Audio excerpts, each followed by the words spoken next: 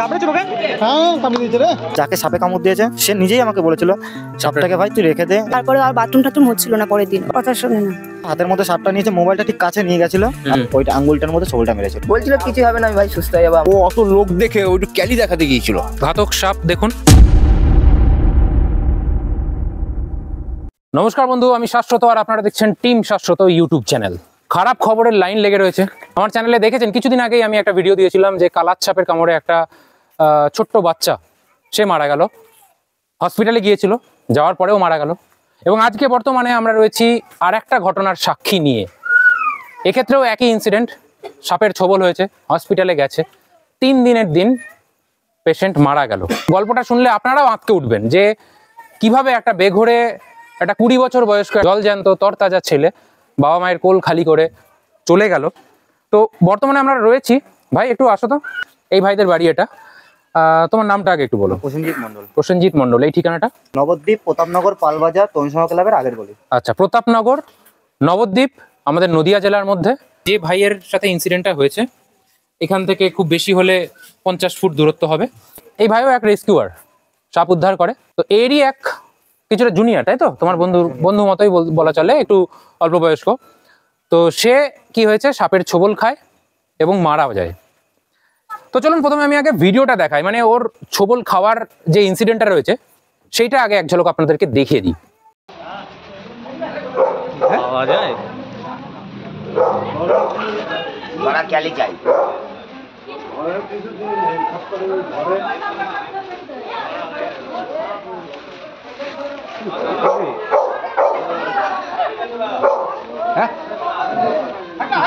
কিছুই বলছে না তো। ওর আগায় ওষুধ আছে নিশ্চয়, তার জন্য বলবেন আপনি।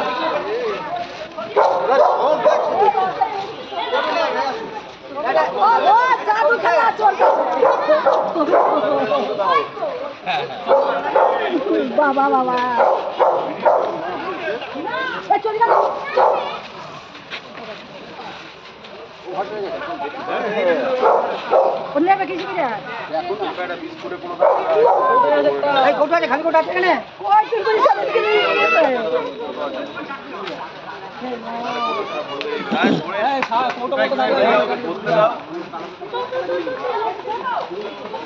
মোটামুটি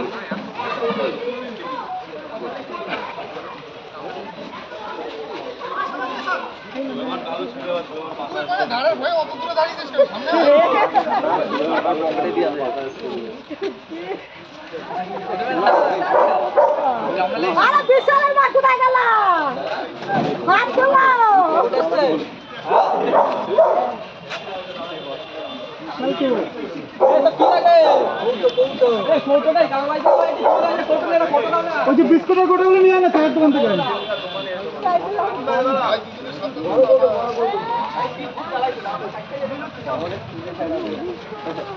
এবার খুব স্পিডে মারে ছোবল, বিশাল স্পিড।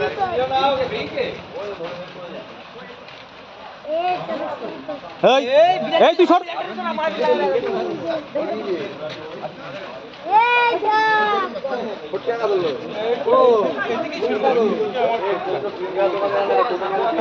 ওই তো কোটা চলে এসছে, কোটা চলে এসছে, কোটা চলে এসছে। তুই নজর রাখ ওদিকে।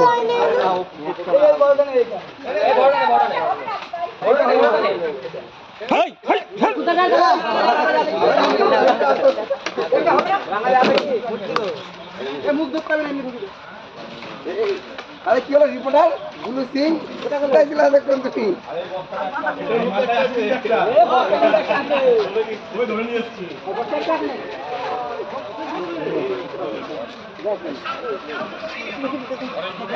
খুব করে দৌড়ে আসবো।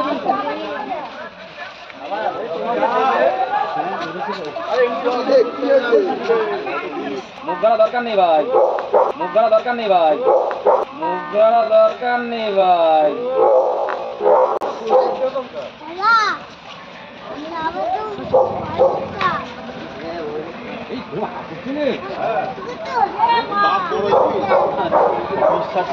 হালকা মনে হলো একটা ঝিরি ঝিরি, হ্যাঁ বেরোলো না।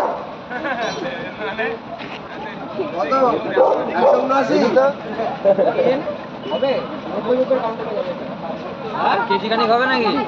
ঠিকই বলেছো তো।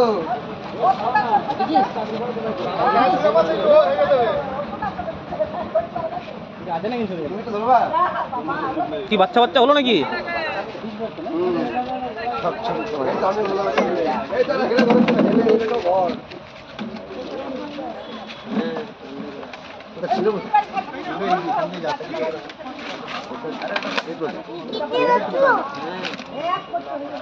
এই মালটা গোবরের থেকেও স্পিডে ছবল মারে, গোবরের থেকেও স্পিডে ছবল মারে।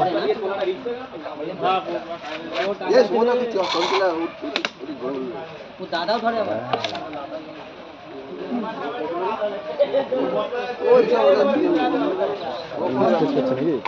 না বেরি পাকাচ্ছে, ও বেরি না পাকানো পর্যন্ত এসে করবে না। হ্যাঁ এই যে পাল্টিটা খাবে, মাল ঢুকছে না।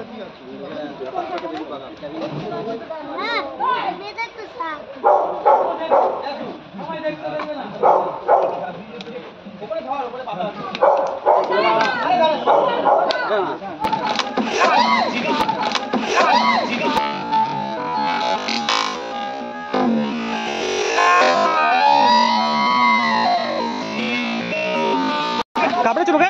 হ্যাঁ কামড়ে দিয়েছে রে, কামড়ে দিয়েছে, কামড়ে দিয়েছে। ওইখান থেকে যেন ঢুকতে না পারে, দেখো দেখো দেখো, ওটা কামড়ে দিয়েছে। ওই ওই ওই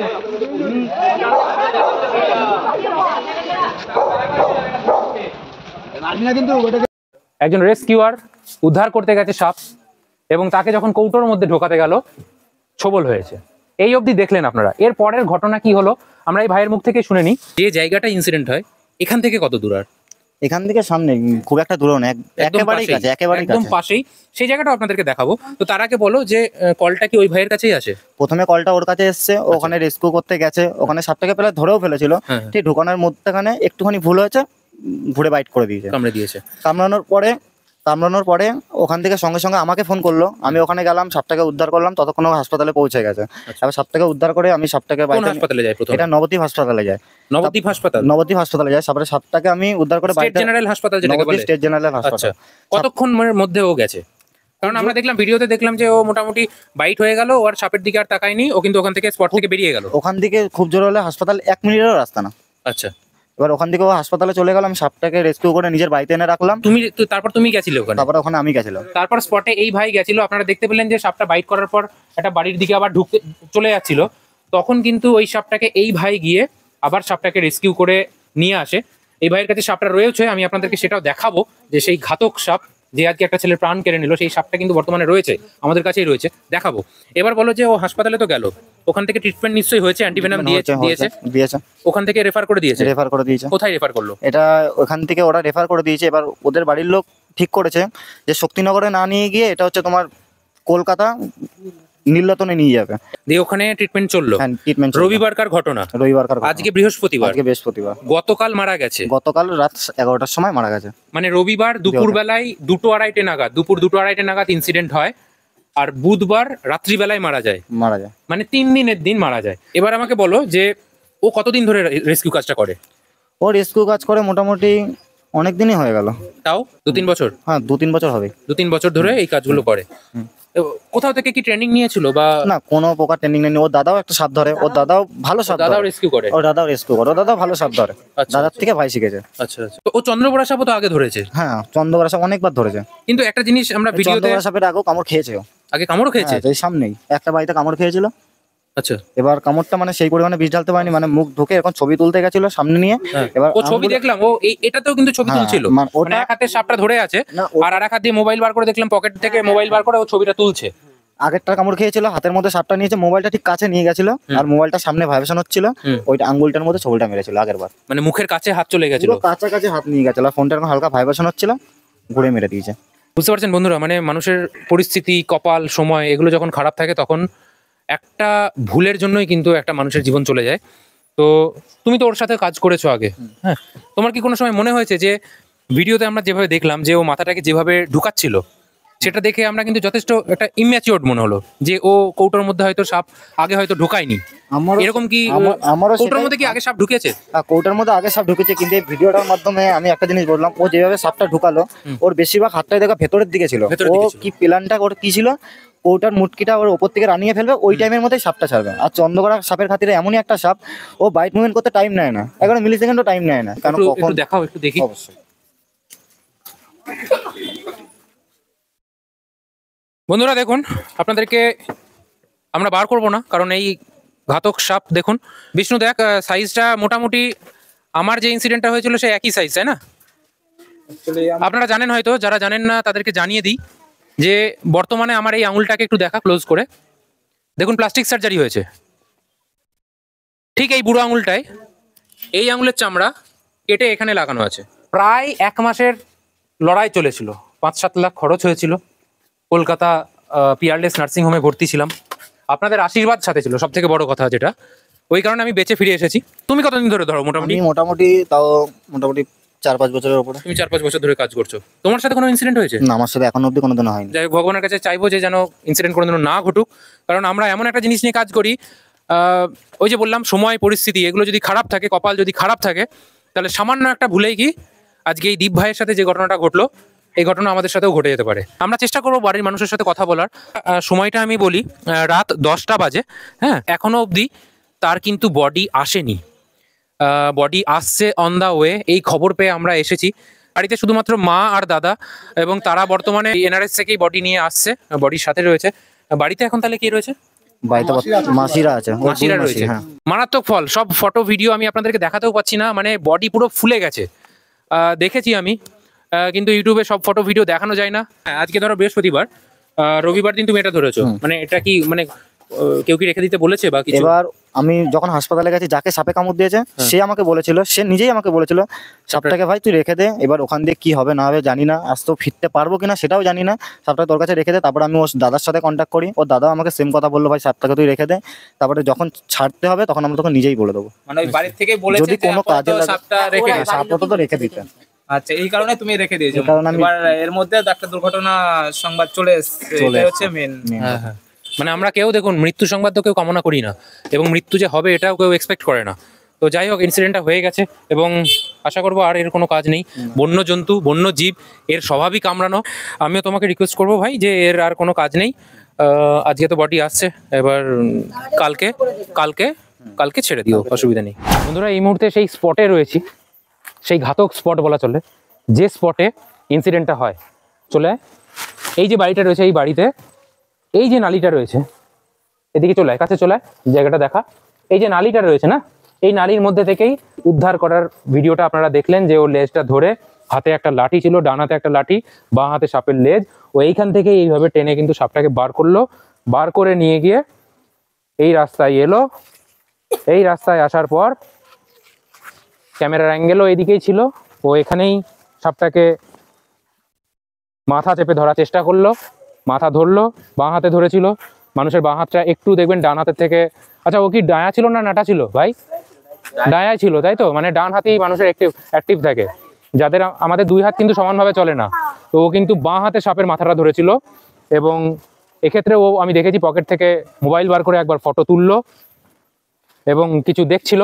যাই হোক, সাপের দেখার মতো কিছুই ছিল না, কিন্তু তারপর খুব বোকার মতো, আমি বলতে বাধ্য হচ্ছি, সে ছেলেটা আজকে নেই, কিন্তু যে কাজটা ও করেছে না, এই বোকামির কোনো ক্ষমা হয় না।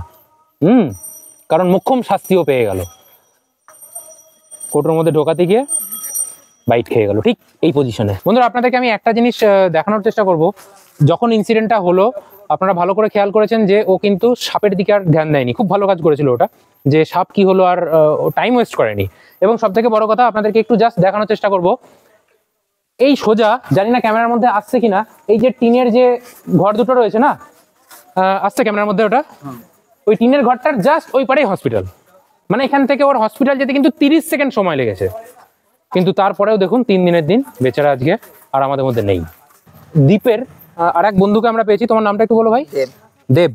আচ্ছা, তোমরা একসাথেই থাকতে? তুমি কি রেস্কিউ করো? না, তুমি রেস্কিউ করো না। আচ্ছা, যখন ইনসিডেন্ট হয় তখন কি তুমি সাথে ছিলে? না, আর একটা বন্ধু ছিল আমাদের সাথে, আমি তো তখন দোকানে কাজ করছিলাম। আচ্ছা, তারপর কি তুমি হসপিটালে এসেছি? যখন তুমি হসপিটালে এলে তখন ওর কথাবার্তা বলছিল? ফোন কাটছিল, শুধু হাতটা ফুলে গেছিল, আর এখানে গজ কাপড় দিয়ে রক্তটা মুছছিল। ওর বাইকটা অ্যাকচুয়ালি জায়গায় হয়েছিল? মানে এখানে ছবি আছে আমার। এই বাম হাতের বুড়ো আঙুল এবং বাম হাতের তর্জনী, এই দুটো আঙুলে বাইকটা পড়েছিল, এবং হাত ফুলে গেছিল নিশ্চয়ই, ফুলে গেছিল খুব, এখান থেকে পুরো ফুলে গেছিল। সোয়েলিং হচ্ছিল, রস বেরোচ্ছিল। হ্যাঁ, আর ও গছ কাপড় দিয়ে মুছছিল ব্লাডটা। আর কি বলছিল? বলছিল কিছু হবে না, আমি ভাই সুস্থ হয়ে যাবো। আমরা বললাম কিচ্ছু হবে না, তুই সুস্থ হয়ে যাবি। দিয়ে যেতে যেতে একবার অজ্ঞান হয়ে গেছিল গেটের সামনে। হ্যাঁ, হসপিটালে গেটে ঢোকার আগে এমার্জেন্সিতে একবার অজ্ঞান হয়েছিল। ওটা আমিও হয়েছিলাম যখন এই বাইকটা হয়েছিল। আমি হসপিটালে যাওয়ার পরেই ওরকম হয়েছিল, মানে মানুষ ফেইন্ট হয়ে যায়। মানে কি হয় বলুন তো, মানে মারাত্মক পেইন হয়। এটা যারা চন্দ্রপোড়া বাইট হয়েছে তারাই একমাত্র বুঝবে। মানে ধরুন আপনাকে যদি মোটামুটি 15-20টা ভীমরুল এক জায়গায় যদি কামড়ে দেয়, আপনার যেরকম শরীরে ফিল হবে না, ওই রকম একটা ফিল হয়। এই ফিলটা আমরা বলে আপনার বোঝাতে পারবো না। যেহেতু আমার সাথে হয়েছে আমি জানি, ওর সাথে হয়েছে ও জানে। ওই মারাত্মক যন্ত্রণা থেকে মানুষের নার্ভটা কিছুক্ষণের জন্য মানে কাজ করা বন্ধ করে দেয়। ওই কারণে চোখে মুখে অন্ধকার দেখে এবং কিছুক্ষণের জন্য অজ্ঞান হয়ে যায়। তারপর আবার ঠিক হয়ে গেছে, তারপর আবার নরমাল হয়ে গেছে। কথা বললো আমাদের। আমার বললাম যে তোর কিচ্ছু হবে না, তুই সুস্থ হয়ে যাবি। যে ডক্টর তখন ডেকে বললো যে বাড়ির লোককে ডাকুন, ও ট্রান্সফার করতে হবে। আচ্ছা, এখান থেকে মোটামুটি 10 ভাইয়াল অ্যান্টিভেনাম দিয়ে ট্রান্সফার করে আধা ঘন্টা 1 ঘন্টার মধ্যে ট্রান্সফার। আমরা গাড়ি বের করে নীলরতন ট্রান্সফার করি। ভীষণ প্যাথেটিক। ট্রান্সফার তো হলো, কিন্তু আজ তার বডি আসছে, কিন্তু সেই বডিতে আর প্রাণ নেই। ভাবুন একবার। যখন ইনসিডেন্টটা ঘটে সেই সময় প্রত্যক্ষদর্শী একজনকে পেয়েছি। কাকু আপনার নামটা একটু শুনি। আমার নাম বিশ্বজিৎ দাস। আপনি ওই স্পটে ছিলেন? একদম রবিবার দিন ইনসিডেন্টটা হয়? একদম প্রথম থেকে ছিলাম। আচ্ছা, তো আপনার মানে কি দেখলেন মানে যখন ইনসিডেন্টটা হলো? আমি যখন এখানে আসলাম তখন সাপটা ওই নালার মধ্যে ছিল। আচ্ছা, ঠিক আছে তো। হ্যাঁ। দিয়ে ও কিছুক্ষণ পর আসলো, এসে ওখান থেকে লাঠি দিয়ে ওকে খোঁচালো। হ্যাঁ হ্যাঁ আচ্ছা, খোঁচানোর পর ও তো স্যাটান হয়ে গেল, মানে লম্বা হয়ে গেল। হয়ে যাওয়ার পর ওই লেজটা ধরে ওকে নিয়ে আসলো, রাস্তার দিকে নিয়ে চলে আসলো। এসে কোটো খুঁজছে তখন। আচ্ছা, কোটোটা আনতে লেট হয়েছে, তা ওকে নিয়েও আর কি। এবার সত্যি কথা এটা বলতে কি, ও অত লোক দেখে ও একটু ক্যালি দেখাতে গিয়েছিল। আচ্ছা যেটা সত্যি কথা সেটা আমি বলবো। প্রচুর লোক জমে গিয়েছিল তো, তা ও সাপটাকে নিয়ে খেলা করাচ্ছিল। আচ্ছা আচ্ছা, যখন মেরে দিল, হ্যাঁ, মানে অ্যাক্সিডেন্টটা যখন ঘটে গেল, হ্যাঁ, তারপরেও কি করলো? তারপরে ও তো সাপটা ছেড়ে দিল, দিয়ে হাতে ঝাড়া দিল। তখন ওই রক্ত ছড়াতে চলে গেল। বললো এখানে হসপিটাল কোথায়, বলে দিয়ে চলে গেল।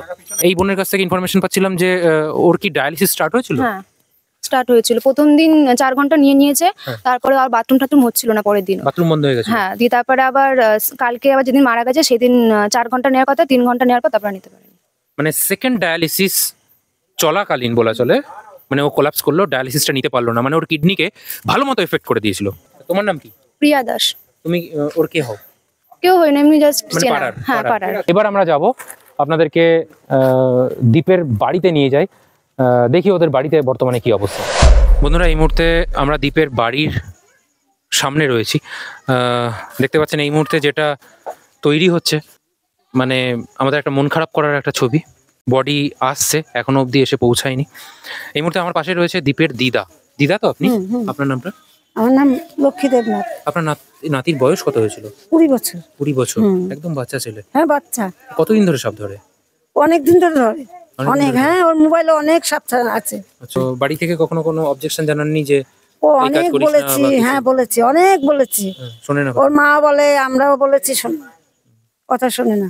বড় মানুষ তারা আমাদের ভালো চায়, তারা এই যে ডেঞ্জারাস প্রাণীটাকে নিয়ে আমরা কাজ করি, এই ভয়গুলোর জন্য তারা মানে করে। আজকে যে ইনসিডেন্টের সাক্ষী হয়ে রয়েছি আমরা, এই দিনটা যাতে আজকে না আসে, এই খাটিয়া যাতে আমাদের জন্য রেডি না হয়, এই জন্য কিন্তু বড় মানুষরা বলে।